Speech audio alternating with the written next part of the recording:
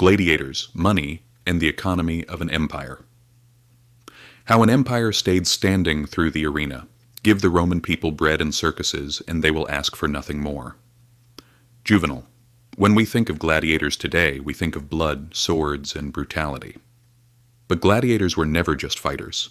They were economic tools. The Roman Empire didn't use gladiator games just for entertainment. They used them to control inflation, to calm social anger, and to hide economic inequality from public view. In this video, we're going to ask 3 questions. What role did gladiators actually play in the Roman economy? How did arenas become a form of economic regulation? And why does all of this feel uncomfortably familiar today? Who were the gladiators? Most gladiators were slaves, prisoners of war, people buried in debt, and sometimes poor Romans who volunteered. Why would anyone willingly step into an arena where death was likely? Because in Rome, economic exits had disappeared. For many, becoming a gladiator meant a roof over their head, regular food, medical care. And if they survived long enough, money, even freedom. In that sense, gladiator fighting was Rome's last resort employment program. The arena, as an economic pressure. Rome was constantly dealing with economic stress. Grain shortages, heavy taxation, land concentrated in the hands of elites, growing urban unemployment. And what does that create? The risk of rebellion. Rome's solution was simple. Free games, free grain, massive, awe-inspiring arenas. The Colosseum alone could hold nearly 50,000 people. On those days, people weren't thinking about hunger. They weren't thinking about taxes. They were watching blood spill in the sand. The arena functioned like a central bank for social pressure, absorbing anger before it exploded. The gladiator economy. A massive industry, gladiator games were incredibly expensive.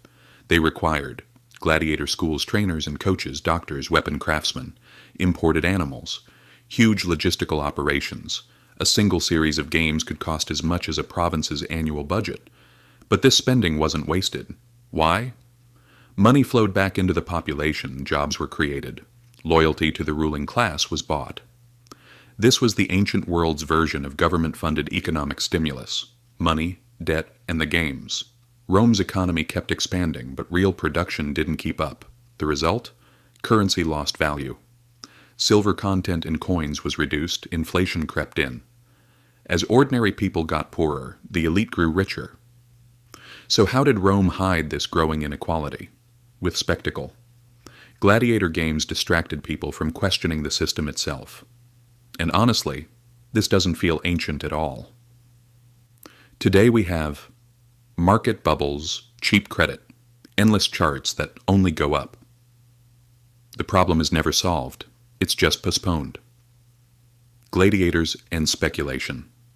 Here's a detail most people don't know. Romans gambled on gladiators. They bet on who would win, how long the fight would last. Whether someone would die. For the wealthy, it was entertainment. For the poor, it was hope. Sound familiar?